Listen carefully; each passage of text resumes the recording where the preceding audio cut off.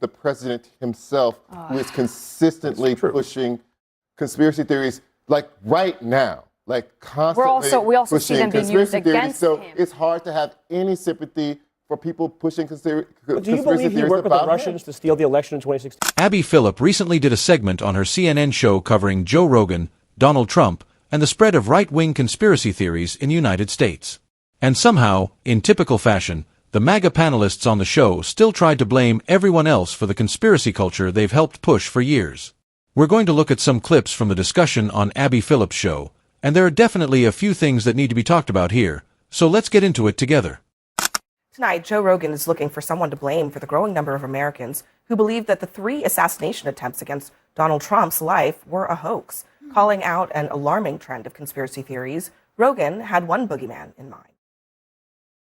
Anybody that thinks that that's staged is out of their mind. Or the guy at the correspondence dinner who rushed in. Yeah. They think that's fake. And it's like, hold on. So you think this guy who's a teacher, educated, clearly kind of had together, threw away his life? This is TikTok. That's the problem. Brains. That's the problem. Rotting their brains out from inside their heads. I know. It's not good, dude. Something tells me that the conspiracy theory problem that we've been having predated TikTok by quite a lot, actually. It did. I mean, I wrote a book called Wingnuts during the Obama administration that detailed some of the growth of conspiracy theories, both about 9/11, about whether, you remember that President Obama was secretly a Muslim Manchurian candidate. That had like 40% belief. That he was born in Kenya. Born in Kenya, all that stuff. And Donald Trump. Or that Donald Trump himself. Or that Donald Trump colluded with Russians to overtake the 2016 election that was totally There's a whole bullshit. Senate intelligence report, which you can read in your leisure. But what the TikTok point is relevant only because it is sort of a foreign disinformation vehicle that spread a lot of conspiracy theories. But the problem is deeper, and it's been going on for decades, and it's on the hyperpartisan side. So I like seeing Joe Rogan call it out. But it ain't just TikTok. TikTok's not helping. Also, yeah, I just want to add to the point of TikTok. I think it goes beyond foreign ownership. I actually think America buying it would not even solve the problem. I think it's more of an algorithm issue. And by the way, I think Meta, X, TikTok, they're all being investigated now for pushing deliberate, first of all, obsession, addiction, all these things are being looked into now. TikTok is like a boogeyman. But it's not just TikTok. I think it's general algorithms. They show you what they know you want to see. They bring you down the echo chamber. There's no accountability in misinformation. X has community notes. We know it takes way too long. TikTok doesn't even have that. Yes, but that's the technology side, but there's also the president himself who is consistently pushing conspiracy theories, like right now, like constantly we also see pushing them being used conspiracy theories. against So him. it's hard to have any sympathy for people pushing conspiracy theories. Do you believe he worked with the Russians to steal the election in 2016? I think that the Russians, if you read the report, the Russians were actively engaged in trying it was a to bipartisan Senate interfere report. with that election. That's just what the. So you still so you still believe it? Look, I think Americans. Wait, you don't believe what the intelligence said? No, I don't believe that Donald Trump colluded with the Russians to steal. That's not what I said. That's not what I said. So that was the top. That was the top line. I said that the report. The top line was that the report clearly said 4 years to the impeachment. The inquiries, everything. Clearly said that the Russians were interested and active. Okay, just going forward. So is that true or not true? I need to understand where you come from. There is no truth that Donald Trump or his campaign. So you're saying a different thing, but you won't answer the question that I'm asking, which is that the Russians were active and interested. Yeah, there's no. I don't doubt for a minute. Is that yes or no? I don't understand what all these words are. Is that yes or no? The whole point of the investigation was whether Donald Trump did it. So you don't have a yes or no in that body. You're changing the Democratic charge from 2016. The Democratic accusation was that Donald Trump and his campaign were. The words yes or no don't exist for you. Okay, I got it. The whole point of the investigation was not whether Donald Trump did it. It was whether or not Russia tried to interfere in the 2016. Hold on. Collusion. It's literally called collusion. Hold on a second. It was about whether Russia was trying to interfere in the 2016 election. Now, Donald Trump believed that he was at the center of it, which is why he tried to fire the special counsel. And that's when he became embroiled in the whole thing. So let's not rewrite history about how this really started and about the bipartisan report that Trump's now Secretary of State is a co-author of that is all about this. But to Charles's point, the President of the United States every single night is sending out on Truth Social frankly, hundreds of conspiracy theories over the course of the last several months. And he started his career with a huge conspiracy theory, which is that the President of the United States, Barack Obama, was a Muslim who was born in Kenya. So it is, as I was saying, it's not a TikTok thing. It's also not even a Democrats believe Trump assassination things weren't true. Conspiracy theorism has been growing for a long time, and Trump is at the center of it. And Abby Phillip is completely right about that point. As Charles Blow starts talking about Donald Trump being a conspiracy theorist, you can already hear Emily Austin reacting off to the side and trying to downplay it by saying conspiracies are also used against Trump, while Joe Borelli immediately jumps to the usual MAGA defense of blaming the left and Democrats for everything. That's basically all these MAGA panelists ever do on Abby Phillip's show. Anytime criticism is directed at Trump or the right, they instantly respond with, "Yeah, but what about the Democrats?" The reality is that there may not be a bigger conspiracy theorist in American politics than Donald Trump himself. Like they mentioned during the segment, his entire political rise was built around the completely false conspiracy theory that Barack Obama was not born in the United States. That story was debunked years ago, yet Trump kept pushing it anyway. And they didn't even get into some of the biggest conspiracy theories still being spread right now, especially Trump constantly claiming the 2020 election was stolen despite there being no actual evidence proving that. This isn't some harmless internet theory about ghosts or aliens either. These are claims that have real political consequences and continue influencing millions of people even after being repeatedly proven false. And that kind of thinking actually affects the country in real ways because Republicans continue trying to pass laws that make voting harder, all based on this false narrative that elections are being stolen and that illegal voting is happening on a massive scale, despite study after study finding no evidence to support those claims. These conspiracy theories are repeated over and over until people start treating them like facts. You even had ridiculous claims like people eating cats and dogs becoming major talking points, and somehow that still wasn't enough to completely end Donald Trump's campaign.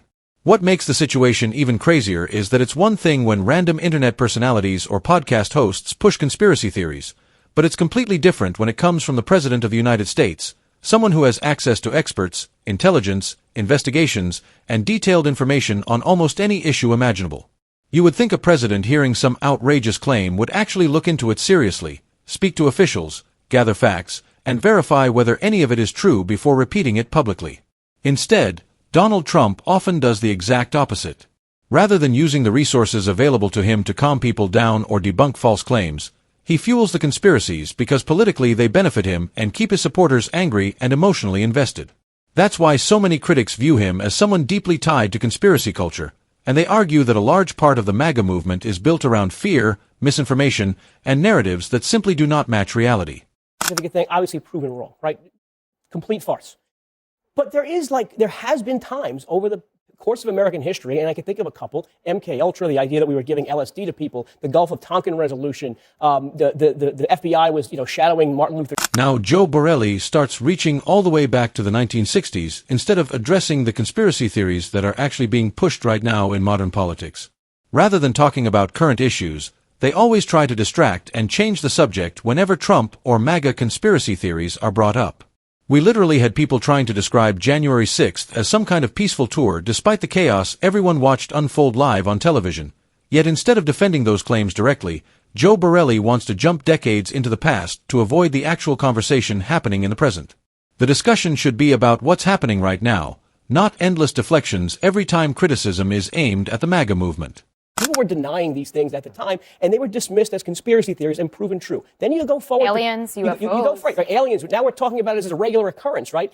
You can go through to COVID, when I think a lot of Americans lost trust in the government. I'm talking about things that were dismissed as conspiracy theories. During COVID, the government used the science to justify a lot of things that didn't pan out to be true. The vaccine effectiveness, the mask effectiveness, the idea we should be closing schools. I think a lot of Americans lost trust in the institutions of government. And Joe Rogan, oftentimes can introduce these topics in a way I think Americans have a right to question. Well, look, I think, let me just actually play this, because Joe Rogan, I think, is not the best person necessarily to be complaining about conspiracy theories. Tim Burchett, who I had on the podcast, the congressman, he thinks that guy was like some sort of an MK Ultra type deal. And he says he thinks they still do that. For sure, they're still doing that. And that could have been Thomas Crooks, too. The guy who tried to shoot Trump in Butler, Pennsylvania. Yep. That one was weird as That one's so weird because that guy's house was professionally scrubbed. He didn't even have silverware there. He had no online activity. He had no social media. BlackRock ties. And have you heard anything about him? Nope. Gone. How weird is that, dude? Vanished like Kaiser What about the Soze. Charlie Kirk guy? What about the guy who killed Charlie? Right. We haven't heard nothing. one interview with him. Is that not weird, dude? It's super weird. I literally listened to this episode today of Joe Rogan with Tim Burchett, the whole subject matter that they spoke about was dismissing the conspiracy theory. They were talking about some of the inconsistencies that should be investigated and why there was a breakdown of security. Did not get that out of the By the way, conversation. honestly, he who takes cares that what Joe conversation Rogan and then he said? turns it around and says that the White House correspondent. Emily Austin tried to brush it off by saying, "Who cares what Joe Rogan says?" But clearly a lot of people do care because Joe Rogan has one of the biggest audiences in media right now, and many critics believe he played a major role in helping Donald Trump politically. A lot of people may see Rogan as ridiculous or unreliable, but the reality is that he has massive influence, and millions of listeners take what he says seriously. That's what makes conspiracy theories spread so easily when they come from someone with a platform that large. Joe Rogan regularly talks about controversial topics and pushes questionable claims, especially when it comes to health and politics, and the problem is that these conversations are often presented in a way that sounds factual and trustworthy instead of clearly being framed as speculation or entertainment. When someone with that kind of reach speaks confidently about conspiracies or misinformation, a huge number of people end up believing it, and that influence can have real-world consequences far beyond just a podcast conversation. There are millions of people watching these shows and listening to these personalities without understanding that some of them later try to hide behind the excuse that it was just entertainment. The problem is that audiences often take these statements seriously and treat them as facts. Tucker Carlson, for example, ended up losing his position at Fox News after years of pushing false claims and conspiracy theories about the 2020 election, especially as Fox News faced massive legal problems connected to those narratives. But even after situations like that, many of these media outlets and personalities continue spreading misinformation and disinformation because there usually aren't immediate consequences for doing it. Unless lawsuits or public backlash force them to stop, they just keep repeating the same kinds of claims. And networks like Fox News don't begin their programs by warning viewers not to believe anything they hear or by saying it's only entertainment. Their audience watches those shows believing the information is real and trustworthy, and that's exactly what makes the spread of misinformation so dangerous in the first place. Shooter, that Tim Crooks, the Butler, Pennsylvania shooter, that he basically suggested there are conspiracies around those things too. And look, I mean, there are definitely questions that need to be answered about all of these events. But the idea that you just posit a conspiracy as an answer without evidence is the definition of a conspiracy theory. I agree. This is the sort of thing that used to be in the National Enquirer, and it used to be in the fringe of the public discourse. And now it's in the mainstream thanks to people like Joe Rogan. Joe Rogan, on the record, and this is all on tape, is available for anybody who looks, says things like, whatever happened that day in Dallas in 1963, the stuff they're telling you is not it. So if he's in the business of purveying conspiracy theories about presidential assassinations, for which there's an enormous body of evidence. As the only one who listened to the episode, he literally said this is not true. There is no conspiracy. I think we're at risk of ignoring the obvious here. The Wall Street Journal, the notoriously liberal Wall Street Journal, put out a very thorough investigation. That was a joke, obviously. Sorry, that was a joke. I didn't even get it. Looking at Trump's habit of sort of late-night tweet storms, 55, 103. The president is disseminating. The president of the United States, this isn't coming from the National Enquirer, it's coming from the White House. And it's coming in the middle of the night. And if you had any friend who was sending out 55 conspiracy theory tweets at night, you'd think maybe there's something wrong with that cat. And instead, it's the president of the United States, which isn't just a force for spreading disinformation. It also makes him easy to delude and not only a disseminator, but someone who can be manipulated by conspiracy theories.